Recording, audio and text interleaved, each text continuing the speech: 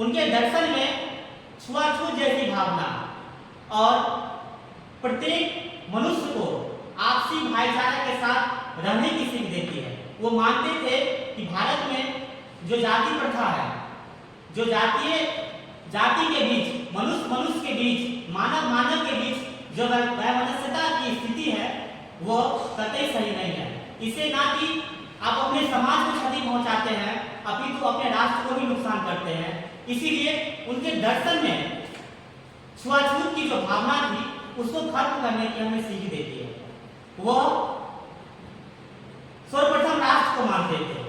उनका यह मानना था उनके दर्शन में कि राष्ट्र रहेगा तभी मनुष्य रहेंगे, और मनुष्य में जब तक आपसी भाईचारा, आपसी दोस्ती नहीं रहेगी तब तक राष्ट्र विकसित नहीं हो सकता।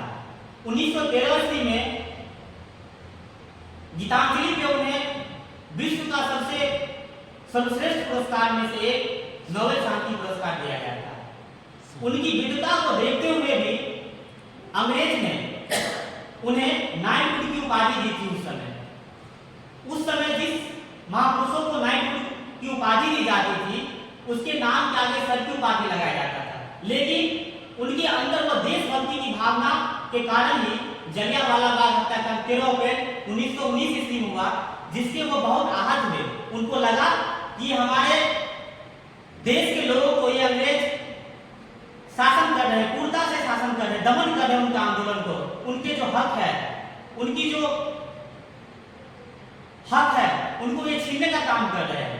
तो उन्होंने सर की उपाधि अंग्रेज को वापस देकर के अपनी देशभक्ति का, अपने राष्ट्रभक्ति का उत्तम परिचय दिया। निराकार बने दोनों यह मानते थे, और उनके दर्शन में सबसे महत्वपूर्ण बात यह थी कि अगर आप मनुष्य की सेवा करते हैं तो सच्ची मायने में ईश्वर की भक्ति है, अर्थात नर सेवा ही नारायण सेवा है।